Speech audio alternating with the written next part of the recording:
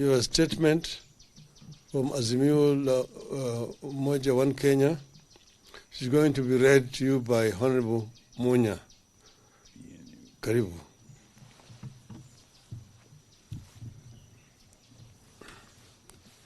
Yes, good afternoon. I'll read the statement. Our stand on talks to resolve crisis. Yesterday, Kenya Kwanza released a one-sided statement signed by Honorable Kimani Ichung'wah that they claimed to incorporate our views. We disowned the statement by Honorable Ichung'wah, as Mio had nothing to do with it. Its contents were those of Kenya Kwanza, their wish list. We wish to clarify as follows. 1, we remain committed to dialogue and a peaceful resolution of the social, economic, and political problems the country is currently witnessing and that threaten the lives of millions of our citizens. 2, in that spirit, we sanctioned a meeting between our leadership and that of Kenya Kwanza under the facilitation of His Excellency Olusegun Obasanjo.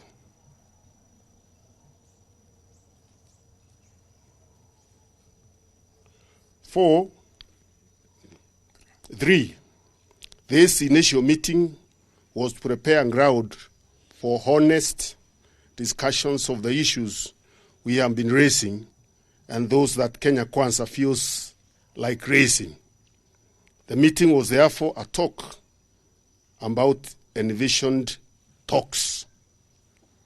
4, we take this early opportunity to thank His Excellency Obasanjo for offering himself as a senior son of Africa and a global diplomat to oversee a peaceful resolution to the crisis here in our country.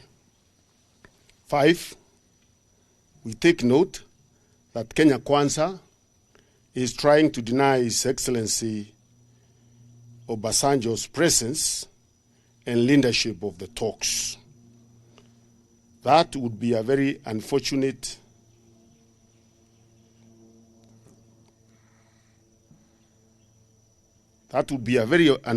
development indeed. It points to Kenya Kwanza now institutionalizing the culture of deceit and taking it to the global stage. They denied the presence of President Suluhu here a few weeks ago, and now they want to deny the presence of His Excellency Obasanjo. Number 6, while we remain committed to dialogue with Kenya Kwanza for a speedy and sustainable resolution to the country's problems, our issues have not changed. Our priority for discussion is the escalating cost of living, which has only got worse with the lifting of the conservatory order on the 2023 Finance Act last week. We want to see actions by the regime that will lead to the immediate lowering of cost of living. It is our position that this issue does not require any discussion, but policy or action by the Kenya Kwanza government. But since they won't do it, lowering the cost of living has to be part of the talks. Negotiations must therefore include the repeal of the oppressive, cruel, and insensitive Finance Act 2023. Under Article 43, it is the responsibility of the state to guarantee access to basic needs such as food, education, water, health, etc. 9, negotiations must include the issue of inclusivity. Kenya Kwanza must be made to disown and disavow the illegal, unconstitutional, and divisive efforts to turn Kenya into a private company that hires only those who voted for Kenya Kwanza. We remind Kenya Kwanza that the declaration by Rigathi Gachagua that Kenya is a private company, which has never been disowned by Mr. William Ruto, isolates, marginalizes, and treats several communities and regions in Kenya as second-class citizens. It has revived the question of a credible solution of the right to self-determination. 10. Audit of 2022 elections and the bipartisan reconstitution of IEBC and respect for the autonomy and independence of political parties must be part of the talks. 11. In light of what has transpired these past days, we will bring to the table the issue of accountability and responsibility for the brutality and abuse of human rights of protesters. 12. It is our position that no party to these negotiations can and should determine for the other party what to raise and what not to raise. We will respect Kenya Kwanza's right to bring all its issues to the table, and they must also respect ours. Number 13, likewise, we expect Kenya Kwanza to have no objections to our priorities. 14, until we agree that each party has the freedom and right to bring its issues to the table, and as we continue to pursue discussion, we shall continue with our engagements with the people. That right is in our constitution. It has no basis for any discussion. We will continue exercising our constitutional rights of association, of expression, of assembly. We are not going to negotiate that with anyone. In the meantime, number 15, we appeal to the Kenyans to continue extending support to families of the victims of police brutality. The response has been encouraging. 16, in addition to the account number previously given, people can channel contributions through paybill number 880100. Account number 4488460011 for Kenya shillings and 4488460027 for US dollars. Account name, Citizens Emergency Fund. Thank you very much. Questions?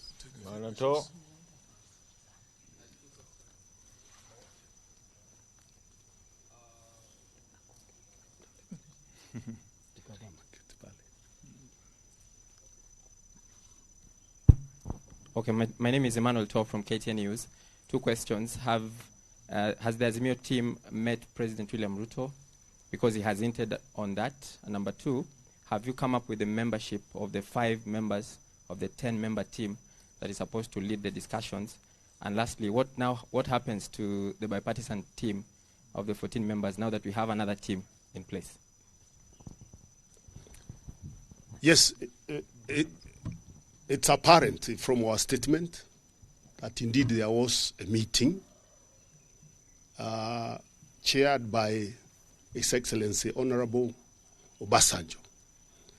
And Baba accepted to appear in that meeting because of his respect for His Excellency Honorable Obasanjo. And as we have pointed out very clearly in our statement, that meeting did not conclude on any issues. It was a meeting to agree on when to hold the talks and how to hold the talks. So there were no issues canvassed there and agreed. So it is totally unacceptable and misleading to the public for Kenya Kwanza to start releasing its own statements purporting to be Azimio la Umoja issues. We have made it clear what our issues are here, and once a discussion is made within Azimio and our team is picked, then those are the issues that will be tabled for discussion in that committee. We are still discussing, and we will soon announce the names of those members.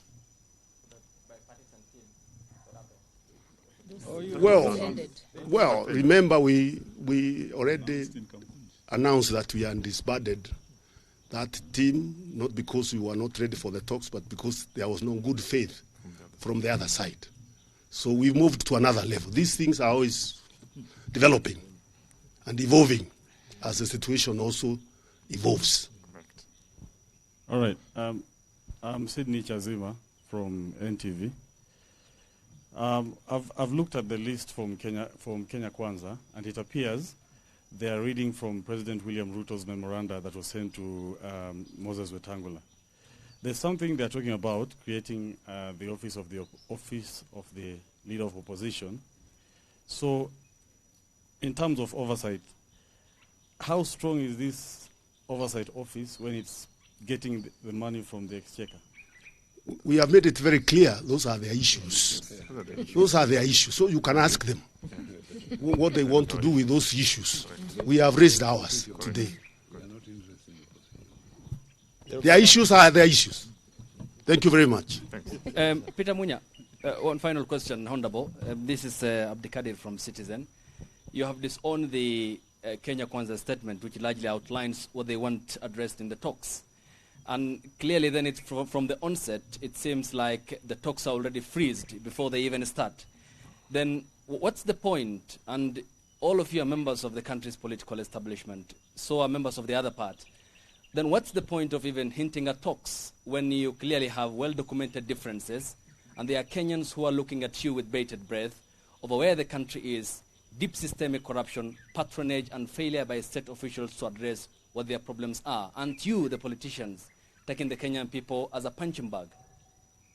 First of all, talks are only talks because they are disagreements. Otherwise, if you don't have any disagreements, what would you be talking about?